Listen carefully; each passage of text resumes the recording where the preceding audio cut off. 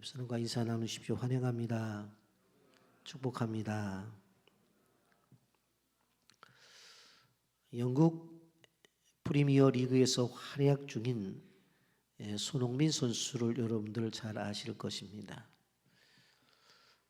손흥민 선수는 자신의 종교를 밝히지 않지만 그의 부모님은 열심히 교회에 다니면서 아들을 위해서 기도하시는 분이라는 사실을 여러 소식을 통해서 모두 다 들었을 것입니다. 기도하시는 부모님을 둔 손흥민 선수와 아버지는 아들을 축구를 가리킴에 있어서 어릴 때 축구의 기본기를 충실히 연마하는 훈련을 하게 됩니다. 매일매일 하루에 4시간씩 축구의 기본기 훈련한 시간을 통과했어야만 됐는데 지금 세계적인 축구 선수가 되었음에도 불구하고 지금도 축구의 기본 훈련에 집중한다는 이야기를 우리는 듣습니다. 프로 선수에게 가장 중요한 것은 기본기가 바로 잡혀져 있느냐라고 하는 것입니다. 한 나라의 과학 문명이 발전을 하려고 해도 기본 학문이 깊이 연구되어야 바로 그 나라의 그 학문을 통해서 과학이 발전이 된다는 것을 우리는 다 알고 있습니다. 이처럼 기본기라고 하는 것은 모든 영역을 초월해서 우리에게 필요한 것인데 여러분 기본기의 중요성은 영적 세계 속에서도 동일하게 적용이 된다는 것을 우리는 알아야 됩니다. 우리 개신교에 있어서 가장 중요한 가치를 성경 곧 하나님의 말씀에 두고 그리고 기도 생활에 중점을 두고 이것을 신앙의 기본기라 이렇게들 말하고 있습니다. 그 사람이 신앙적으로 건강하냐 건강하지 못하냐를 살펴볼 때에 다른 것을 보는 것이 아니라 바로 이런 것을 본다는 거예요. 말씀 생활에 충실한가? 기도 생활에 충실한가? 그가 예배에 얼마나 최선을 다하는가? 그것을 보면서 그 사람의 영성과 신앙생활의 수준을 말을 한다고 하는 것입니다. 여러분 우리는 주일 낮에 열왕기서의 말씀을 듣고 있습니다. 그런데 놀랍게도 하나님의 백성인 이스라엘 백성을 다스리는 왕이 성경책을 제대로 갖고 있지 않았다고 하는 것입니다. 요시야 시대에 우연히 성전 보수 공사를 하다가 성경책을 발견했고 그 성경책을 읽고 요시야 왕이 놀라는 장면이 오늘 본문의 내용입니다.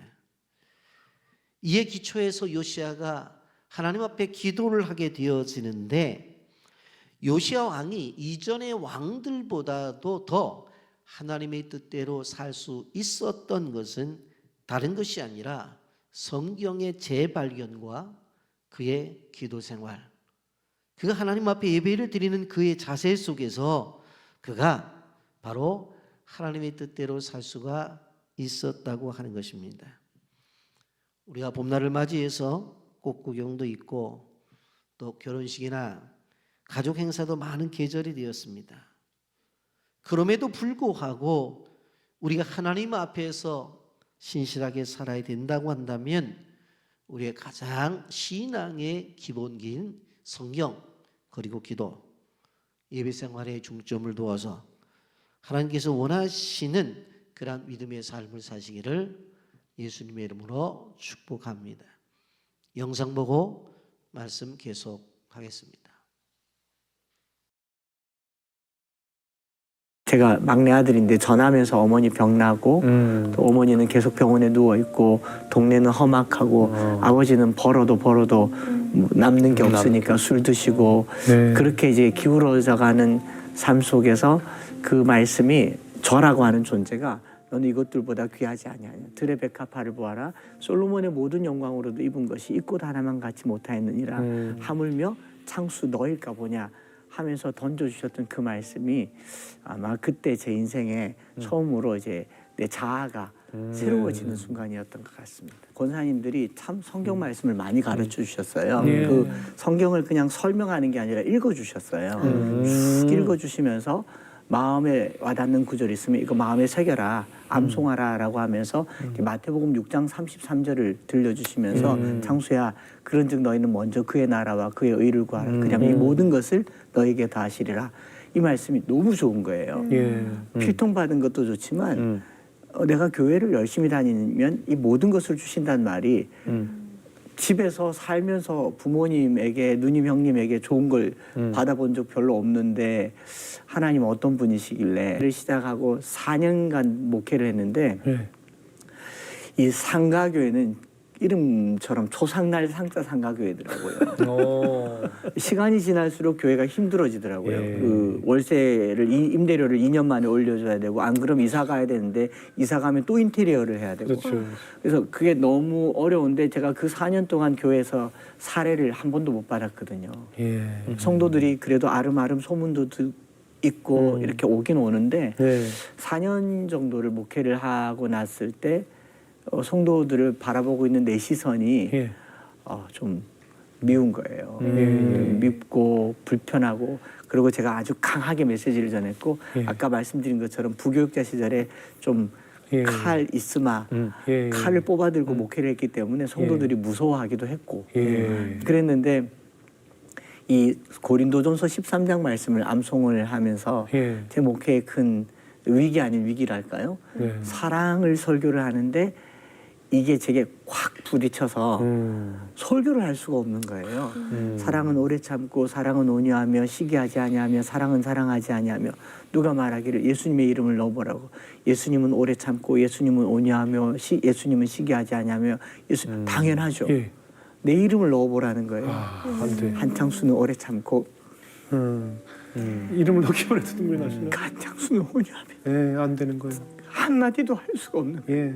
강단에 올라가서 성도들을 딱 쳐다봤는데 이 말씀이 제 눈을 완전히 뒤집어 놨어요.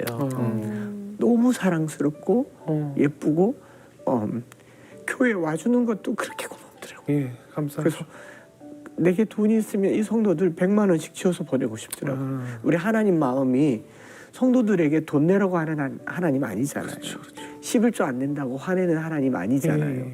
봉사 안 한다고 야단치는 하나님 아니고 시골에 친정에 본가에 가면 몇 달 만에 와도 반기는 것이 우리 본가 어른인 것처럼 우리 하나님께서 교회 오는 성도들 이렇게 예뻐하시는데 내가 그 마음을 못 전했구나.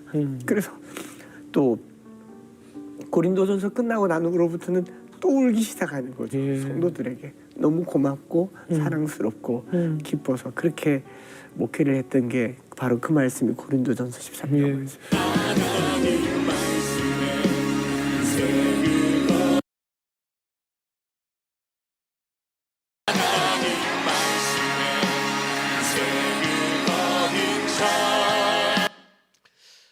하나님의 말씀이 우리의 삶에 큰 변화를 주고 목회자에게까지 이러한 변화를 주는데 오늘 우리는 요시아가 경험한 하나님의 말씀을 묵상하면서 요시아의 인생이 어떻게 바뀌게 되었는지를 좀 묵상하려고 하는 것입니다. 이 요시아 왕의 등장과 배경을 우리는 볼 필요성이 있습니다. 역사의 등불이 가물거리며 꺼져가던 남방 유다 왕국에 부흥과 개혁 운동이 일어납니다.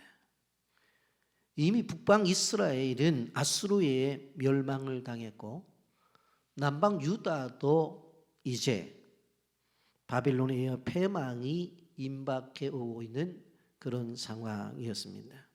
그런데 이 요시아 왕이 쇠퇴해가는 국가 위기를 신앙의 개혁으로 돌파를 하고 있는 것을 우리는 볼 수가 있습니다. 여러분, 요시아 왕은 그의 아버지가 아몬이고 그의 할아버지가 므낫세입니다. 실질적으로 므낫세를 우리가 보게 되어질 때에 무려 55년 동안을 살아가면서 성전 안에다가 우상의 제단을 만들고 신접한 자들을 데려다가 점을 치고 그리고 자신의 아들을 불태워서 이방신에게 바친 최악의 왕이 누구예요? 므낫세였어요. 그런데 그 55년의 통치 가운데서 이스라엘 백성들조차도 우상에 빠지고 멸망에 들어가게 되어졌는데 이 므낫세 왕이 죽고 누가 왕이 오릅니까? 아몬이라는 왕이 등극을 하게 되어집니다. 그런데 이 아몬은 그의 아버지 므낫세와 마찬가지로 악을 행했어요. 그런데 아몬이 왕위에 등위하자마자 2년 만에 구테타에 의해서 피살되어지고 8살 난 요시야가 이제 왕위에 올라서 31년간 통치를 하게 되어집니다. 오늘 1절 말씀 보십시오. 요시야가 왕위에 오를 때의 나이가 8세라. 예루살렘에서 31년간을 다스리니라. 그의 어머니 이름은 여디다여요 보스갓 아다야의 딸이더라. 여러분, 우리가 지난주 생각을 해봤습니다마는 므낫세가 늦은막에 회개를 했다고 그랬죠. 회심을 했어요. 그런데 므낫세의 늦은 회심이 그의 아들 아몬에게까지 영향을 끼치지 못했어요. 그래서 그의 아버지 사실은 이 아몬은 악하게 살다가 2년 만에 결국 어떻게 되어져요? 살해를 당하게 되어지는 것을 볼 수가 있습니다. 한마디로 말한다면 이 요시야는 신앙이 좋은 배경에서 자라나지 못했다고 하는 것입니다. 여러분, 그가 태어나서 6살까지는 누가 왕이었어요? 할아버지 므낫세가 왕이었어요. 할아버지가 돌아가시자 자신의 아버지 아몬이 왕이 되어졌는데 2년 만에 구테타로 인해서 피습을 당해 죽임을 당해요. 여러분, 생각을 해보면 그의 어릴 적에 자라난 환경은 신앙이 좋지를 않았다는 이야기예요. 그리고 또 뭐예요?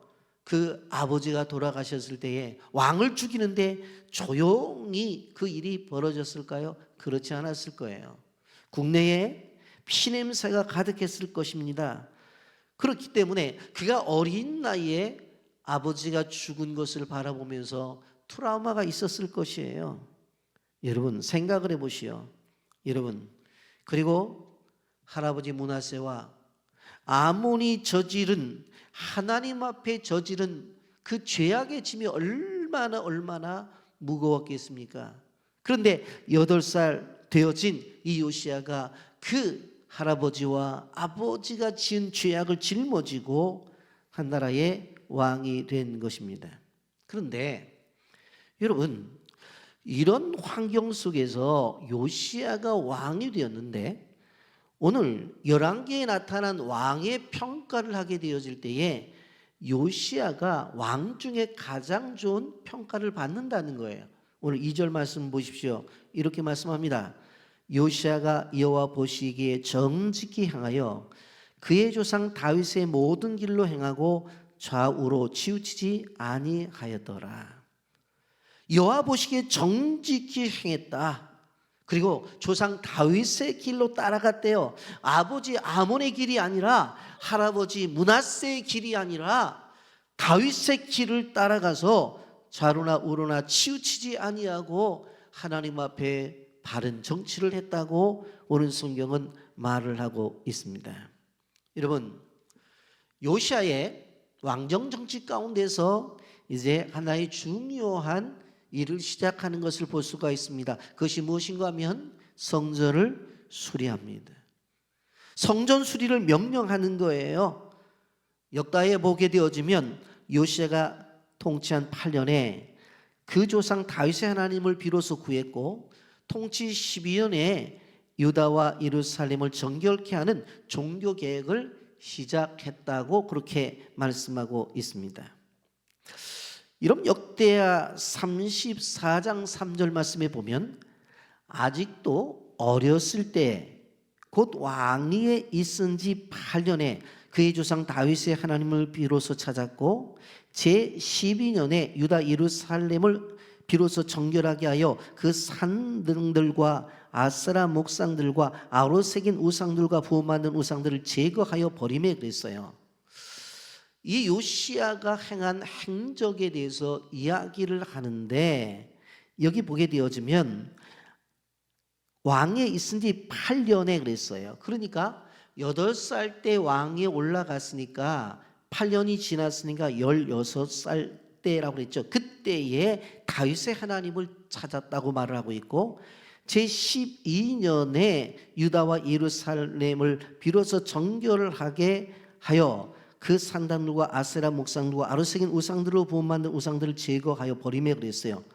그가 실질적으로 8살의 왕위에 등극을 해서 제12년에 어떻게 했다고 했어요? 할아버지가 세웠던 아버지가 추종했던 산당들 아세라 목상들 그런 것들을 다 제거해 버렸다고 그랬어요. 그런데 하나님은 이 요시야가 이 행한 행동에 대해서 뭐라고 말씀하고 있어요? 역대하 34장 3절에 아직 어렸을 때라고 그렇게 표명하는 거예요.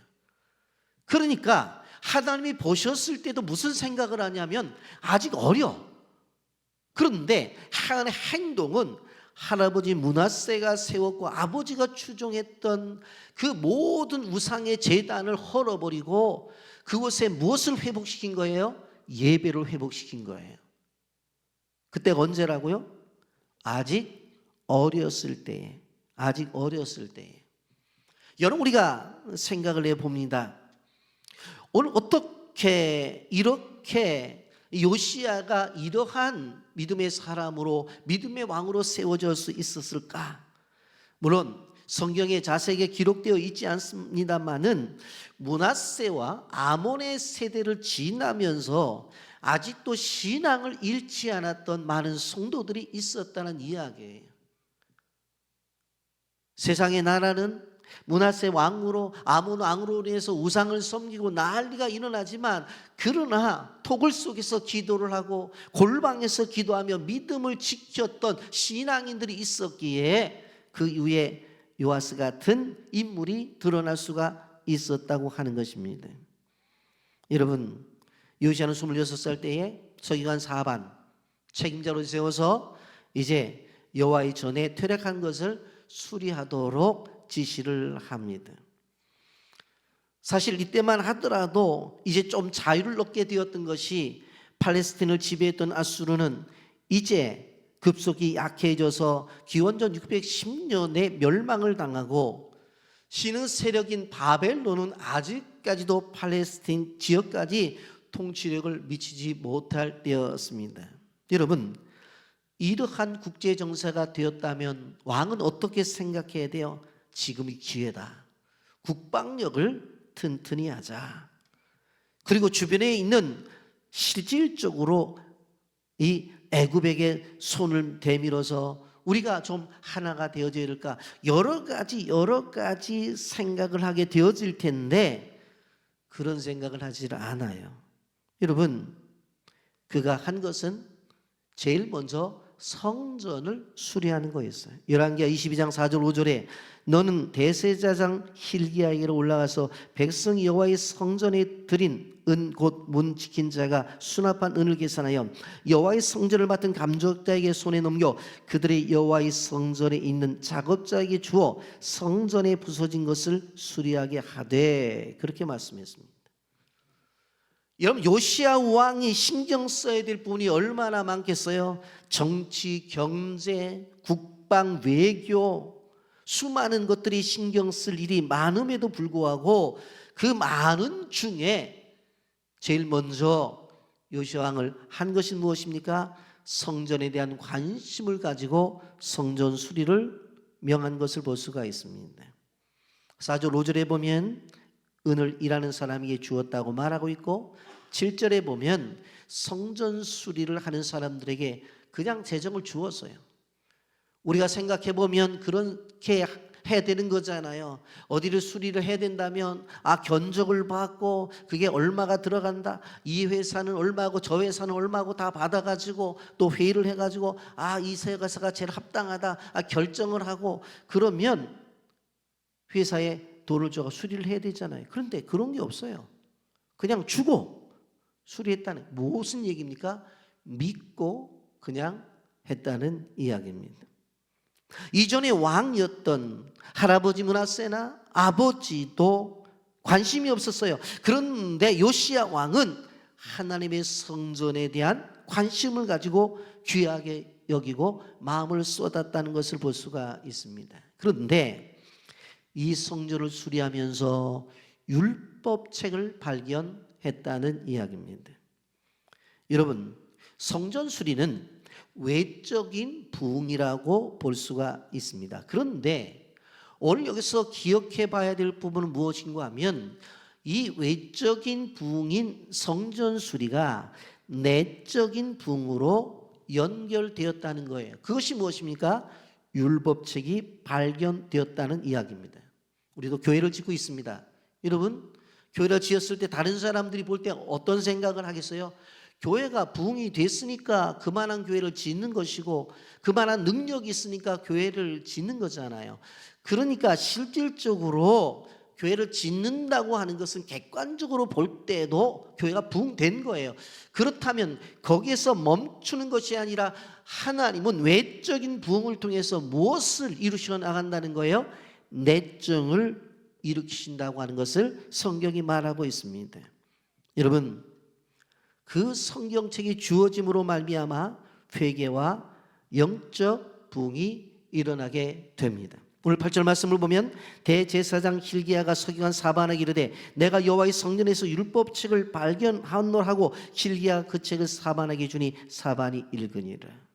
여러분, 요시야가 성경을 찾을 수 있었던 것은 왜 그래요? 성전을 수리했었기 때문에 그런 거예요. 요시야 시대의 부흥을 맛볼 수 있었던 것이 무엇입니까? 바로 성전을 수리하다가 성경을 찾았기 때문에 부흥을 맛볼 수 있다고 하는 것입니다. 결국 요시야가 가지고 있었던 하나님의 사랑은 성전 사랑으로, 그리고 성전 속에서 하나님께서 주시는 특별한 선물인 성경을 찾게 되었다고 하는 것입니다. 여러분, 요즘 우리는 인쇄술이 발달이 되어서 성경을 아무 데서나 우리가 소유할 수 있고 교회 와도 성경이 여기저기 성경이 있잖아요. 그런데 당시에는 그렇지를 않아요. 두루마리 성경이었어요. 그렇기 때문에 성경을 개인적으로 갖기가 쉽지 않은 때였던 것을 볼 수가 있습니다. 여러분, 우리 교회도 성전을 짓고 있죠. 헌신과 기도로 지금까지 이렇게 짓고 있는데 하나님께서 우리 교회를 통해서 주시는 내적인 축복, 그 축복이 있을 것을 믿고 우리가 이렇게 교회를 지어나가는 것들을 우리가 알고 있습니다.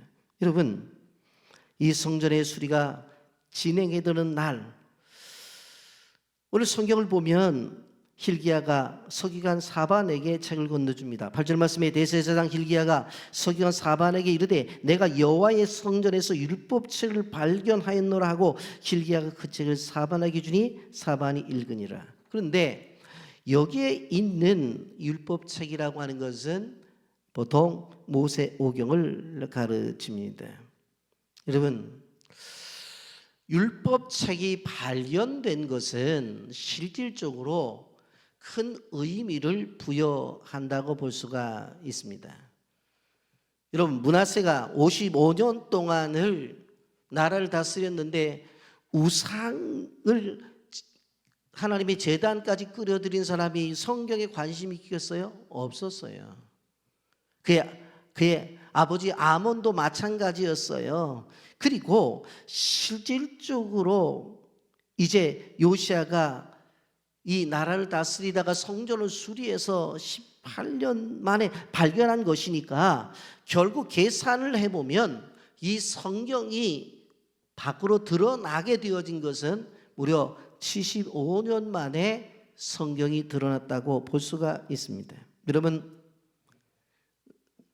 하나님께서는 이스라엘 백성들에게 왕이 되었을 때에 성경을 중심으로 통치를 하라고 말씀을 이미 주셨습니다.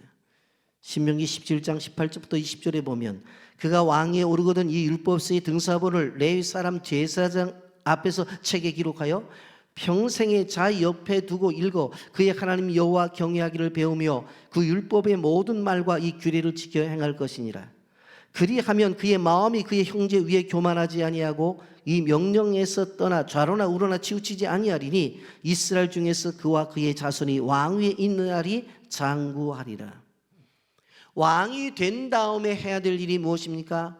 하나님의 말씀인 성경을 평생에 자기 옆에 두고 읽으라고 그랬어요.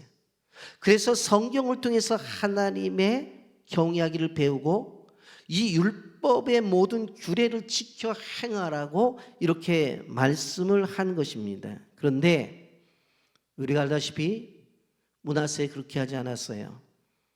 요시아의 아버지였던 아몬도 그렇게 하지 않았어요. 결국 그들은 정치를 하게 되어질 때 무엇을 가지고 했다는 것이에요? 하나님의 말씀을 제껴놓고 자신의 생각과 자신의 판단을 가지고 나라를 다스렸다고 하는 것입니다. 우리가 알아야 되는 것은 하나님께서 통치하시는 나라에서는 왕이라도 그분의 말씀에 순종해야 된다고 하는 것입니다. 내 생각이 있죠. 내 경험이 있죠. 그러나 하나님을 믿는 백성은 그것으로 살아가는 것이 아니라 말씀으로 살아가야 된다고 하는 것입니다. 여러분, 사반은 왕에게 성전 수리 상황을 보고하면서 hil기야가 발견한 율법책을 요시야 왕 앞에서 읽는 것을 볼 수가 있습니다. 그런데 요시야가 그 율법책이 읽는 소리를 듣자마자 옷을 찢는 격렬한 반응을 보입니다. 10절과 11절 말씀입니다. 또 서기관 사반이 왕에게 말하 이르되 제사장 hil기야가 내게 책을 주도이다 하고 사반이 왕의 앞에서 읽음에 왕이 율법책의 말을 듣자 곧 그의 옷을 찢으니라. 말씀을 읽어주자 그 말씀을 듣는 순간에 옷을 찢었다고 하는 것입니다. 여러분, 히브리 사람들이 옷을 찢었다는 것은 마음을 찢는다는 표현이에요. 그러니까 우리가 기억해 봐야 될 것은 무엇인가 하면 말씀 앞에서 요시야가 한 행동을 귀중하게 봐야 돼요. 이전에도 하나님을 섬기는 경건한 신앙이었습니다. 그런데 말씀을 듣자마자 이전에 발견하지 못했던 자신의 죄와 자신이 어떠한 잘못을 행했는지에 대해서 그것이 드러나 버린 거예요. 그래서 어떻게 해요? 가슴을 찢는 마음으로 옷을 찢은 거예요. 그러면서 이렇게 이야기를 합니다. 어떻게 이것을 해결할 것인가? 13절에 너희는 가서 나와 백성과 온 유다를 위하여 이 발견한 책의 말씀에 대하여 여호와께 물으라. 우리 조상들이 이 책의 말씀을 듣지 아니하며 이 책에 우리를 위하여 기록된 모든 것을 행하지 아니하였으므로 여호와께서 우리에게 내리는 진노가 크도다.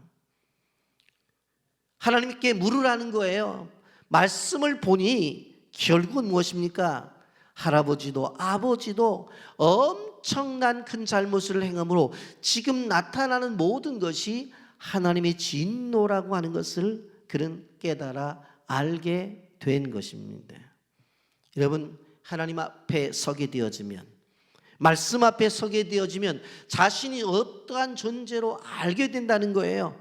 이사야 6장 5절 말씀에 보면 이사야 선지자가 성전에 들어갔을 때 하나님의 영광을 목격하고 그의 입술이 부정한 죄인임을 고백하잖아요. 여러분, 누가복음 5장 8절에 보면 베드로는 예수님 앞에서 엎드려서 자신은 죄인이라고 고백을 하잖아요. 여러분, 각자가 어떤 상황이든지 어떠한 형편이든지 간에 하나님 앞에서 늘 우리가 깨달아야 될 것은 무엇인고 하면 이렇게 죄인임을 깨달아야 된다고 하는 것입니다. 사도 바울이 신앙의 가장 성숙한 지점에서 죄인 중에 내가 괴수라고 표현을 합니다. 디모데전서 1장 15절에 미보다 모든 사람이 받을 만한 이 말이요 그리스도 예수께서 죄인을 구원하시려고 그 세상에 임하셨다 하였도다. 죄인 중에 내가 괴수니라. 이런 죄로 이렇게 깨닫고 죄인임을 인정하는 것은 성령의 역사하심이라는 것을 알 수가 있습니다. 여러분, 그래서 이렇게 이야기하는 거예요. 너희는 가서 나와 백성과 온 유다를 위하여 이 발견한 책의 말씀에 대하여 여호와께 물으라. 우리 조상들이 이 책의 말씀을 듣지 아니하며 이 책에 우리가 위하여 기록된 모든 것을 행하지 아니하였으므로 여호와께서 우리에게 내리신 진노가 크도다. 그래서 왕의 명령을 받고 여선지자 홀다를 찾아가게 되어집니다. 근데 여선지자 홀다가 답변을 준 것이 두 가지였는데 첫 번째는 바로 이곳에 사는 주민에게 모든 고통이 주어질 것이고 두 번째로 여호와께서 유다와 유다 백성의 재앙을 내리실 때에 책의 모든 말씀대로 내리시겠다. 말씀대로. 한마디로 말하면 마귀잡이로 자기가 분출하는 것이 아니라 성경에 있는 그대로 판단하셔서 성경에 있는 그대로 재앙을 내리시겠다. 그렇게 말씀합니다. 16절과 17절입니다. 여호와의 말씀이 내가 이곳과 그 주민에게 재앙을 내리되 곧 유다 왕이 읽은 책의 모든 말대로 하리니 이는 이 백성이 나를 버리고 다른 신에게 분향하며 그들의 손의 모든 행위를 나를 경노하게 하였습니다. 그러므로 내가 이것을 향하여 내린 진노가 꺼지지 아니하리라 하라 하셨느니라. 다른 사람에게 내리는 것이 아니라 이곳에 있는 그 주민들에게 내리되 어떻게 내린다고 그랬어요? 읽는 책의 모든 말대로 하리니 성경 말씀대로 진노를 내리겠다라고 그렇게 말씀하고 있습니다. 여러분, 이제 여호와의 말씀이 유다 왕 요시야에게 계속 이어지는 것을 보세요. 18절 19절 보세요. 너희를 보내 여호와께 묻게 한 유다 왕에게는 너희가 이렇게 말하라. 이스라엘 하나님 여호와가 이같이 말씀하셨느라 내가 들은 말들을 대하여서는 내가 이곳과 그 주민에 대하여 빈토가 되고 저주가 되리라 한 말을 내가 듣고 마음이 부드러워져서 여호와 앞 곧 내 앞에 겸비하여 옷을 찢고 통곡하였으므로 나도 내 말을 들었노라 여호와가 말하였노라.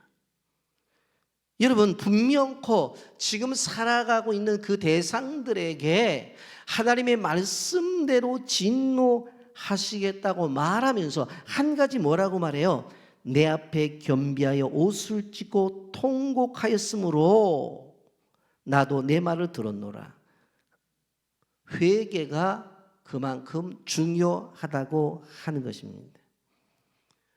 여러분, 하나님께서 말씀대로 어떻게 한다고 그랬어요? 진노를 내리신다고 그렇게 말씀해 놓고 내가 내 앞에 겸비하여 옷을 찢고 통곡했기 때문에 어떻게 한다는 거예요? 여러분, 그것을 거둬드리겠다는 거예요. 여러분, 17절 하반절에 내가 이곳을 향하여 내린 진노까지 꺼지지 아니하리라 그렇게 말씀해 놓고 회개하는 사람에게는 20절에 이렇게 말하잖아요. 그러므로 보라, 내가 너로 너희 조상들에게 돌아가서 평안히 묘실로 돌아가게 하리니 내가 이곳에 내리는 모든 재앙을 내 눈이 보지 못하리라 하셨느니라. 심판을 해도 하나님 말씀 앞에 순종하고 있는, 눈물을 하고 통회하는 그들을 지나서 그 후대에 어떻게 한다는 거예요? 심판을 하겠다고 하는 것입니다. 그렇기 때문에 우리는 율법책의 발견은 그 말씀에 의해서 요시야가 발견되어진 것이고 더 나아가서 그 시대와 그 나라가 발각된 사건이라고 보는 것입니다. 여러분, 우리는 우리 주변에 하나님의 말씀이 분명코 들려지고 보여지고 또 성경책도 이곳저곳에 있는 것이 분명합니다마는 중요한 것은 무엇인가 하면 하나님의 말씀이 바로 나를 향해서 증거될 때에 그 말씀을 보게 되어질 때에 내 자신이 어떤 존재인가가 드러나야 되는 말씀이 되어져야 된다고 하는 것입니다. 그러면서 여기에 보게 되어지면 한 가지 중요한 것, 나도 내 말을 들었노라 라고 하는 말씀입니다. 여러분, 이 세상에서 가장 듣고 싶은 소리가 뭐예요? 노인들만 사는 세상 속에서는 재장거리는 아이들의 웃음소리가 귀하죠. 입원해 있는 환자들에게는 다 나았으니 이제 퇴원해도 좋다는 그러한 소리가 즐겁게 들릴 거예요. 고시 공부하는 학생들에게는 이제 축하한다, 합격했다는 통지의 말일 거고, 외로움에 떠도는 사람들에게는 살아간다는 말을 듣고 싶어 할 거예요. 그런데 하나님 믿는 우리가 꼭 들어야 될 말이 있습니다. 그것은 무엇인가 하면 내가 내 기도를 들었다라는 말씀입니다. 오늘 19절 말씀 보십시오. 하나님께서 이렇게 말씀합니다. 선지자 훌다를 통하여 요시야 왕에게 말할 때 뭐라고 말했어요? 나도 내 말을 들었다는 거예요. 이 말은 무엇입니까? 응답이 이루어졌다는 이야기예요. 여러분, 내가 내 기도를 들었다라고 하는 그 말을 듣는 사람만큼 행복한 사람이 없다는 것을 알아야 됩니다. 여러분, 우리가 하나님 앞에 기도할 때에 하나님 우리에게 응답을 주시는 하나님이에요. 그런데 아셔야 될 것은 기도는 기도에 대해 말하는 사람보다도 실제로 기도하는 사람이 기도의 응답이 더 많이 받게 되어 있다는 걸 알아야 돼요. 아무리 기도에 대해 많은 지식을 갖고 기도에 대한 책을 출판하고 기도에 대해서 가르친다 할지라도 실제로 골방에 들어와서 기도하는 그 사람이 하나님의 기도 응답을 더 받을 수 있다는 사실을 알아야 되는 거예요. 기도는 이야기만 하는 것이 아니라, 기도는 말로만 하는 것이 아니라 기도는 하는 거예요. 예레미야 33장 2절 3절에 이렇게 말씀합니다.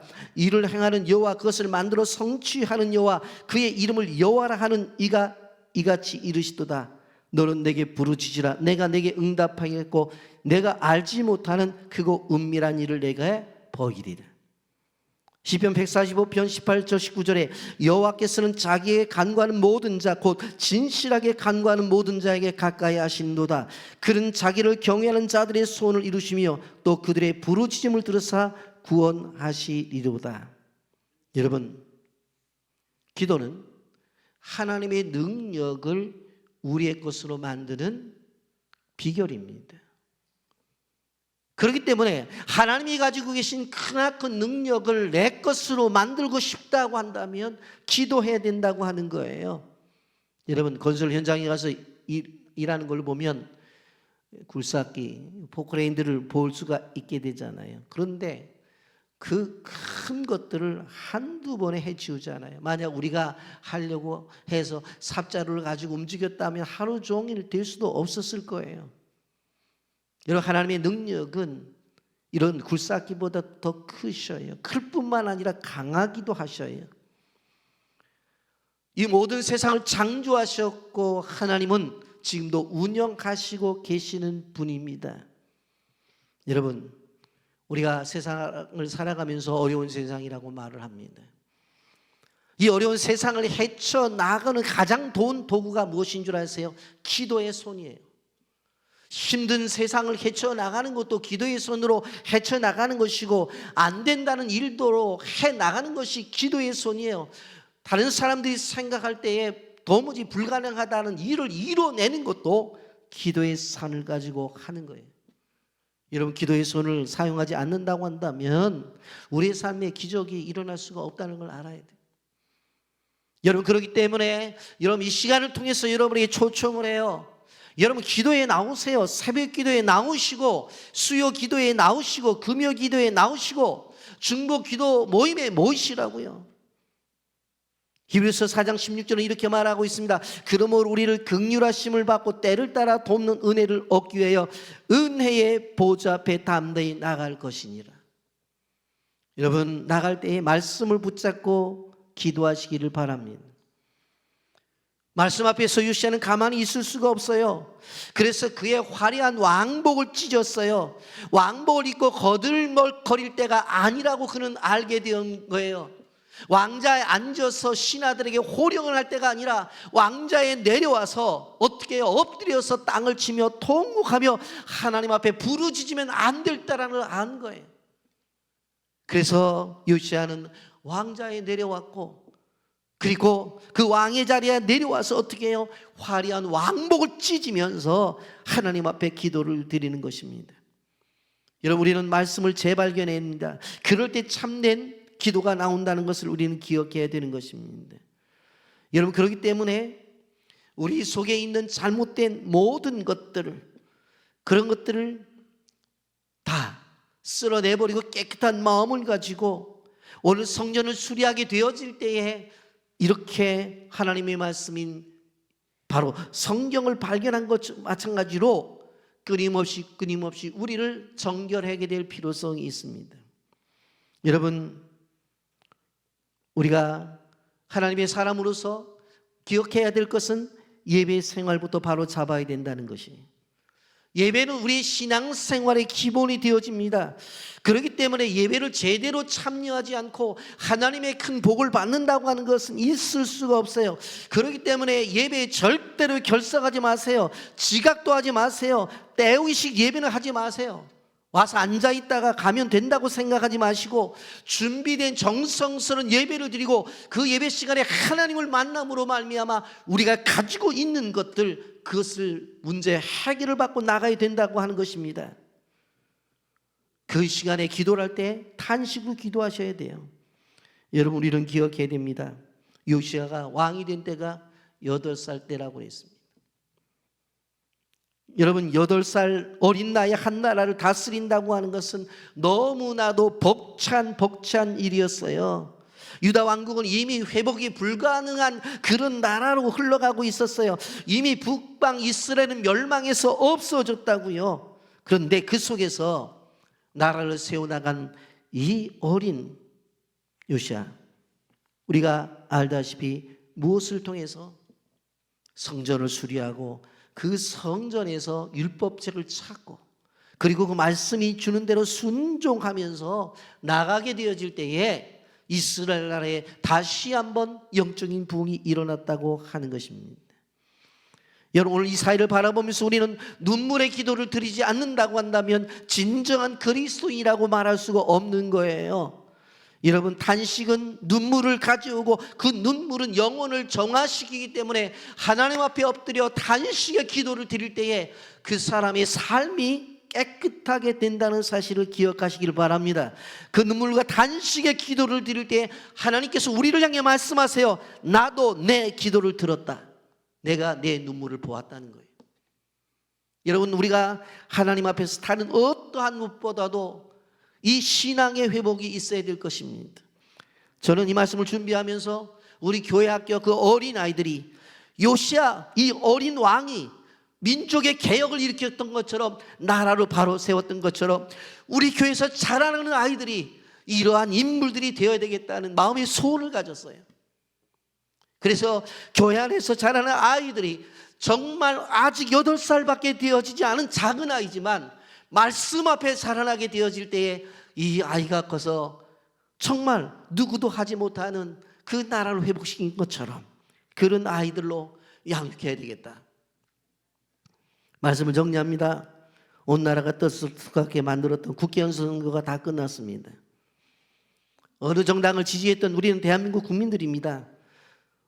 자기가 지지했던 사람이 당선될 수도 있고 낙선될 수도 있어요. 그러나 우리는 기억해야 돼요. 그것이 민주주의 국가이기 때문에 가능한 거예요. 한 가지 바람이 있다고 한다면 새로 국회의원으로 뽑힌 300명의 대표들이 국민들을 대표하여 뽑혔기 때문에 국가와 국민을 위해서 열심히 일해 주고자 하는 마음입니다. 여러분, 그런데 그들이 열심히 일하는 것은 바로 우리들의 기도가 뒷받침될 때에 그들이 바로 설 수 있다는 것을 우리는 기억해야 되는 것입니다. 우리에게 주어진 일들을 잘 해야 돼요. 학생들은 학교에서 학업에 열심히 임하고, 직장인들은 그들에게 요구되는 일들을 잘 감당하고, 또 정치하는 정치인들은 나라와 백성들을 위해서 열심히 자기의 사역을 감당하면 되는 것입니다. 말씀을 정리합니다. 손흥민 선수가 기본기에 충실해서 세계적인 선수가 되었다고 했죠. 여러분, 우리도 실질적으로 신앙생활을 하면서 신앙의 가장 기본기인 오늘 기도와 그리고 말씀 그리고 예배, 이것을 이 시대 속에서 잘 감당함으로 말미암아 이 마지막 시대에 우리 주신 사명을 잘 감당하고 개인적으로, 가정으로, 교회로 이 나라 이 민족을 바로 세우는 주의 백성들이 되기를 예수님의 이름으로 축복합니다. 아멘.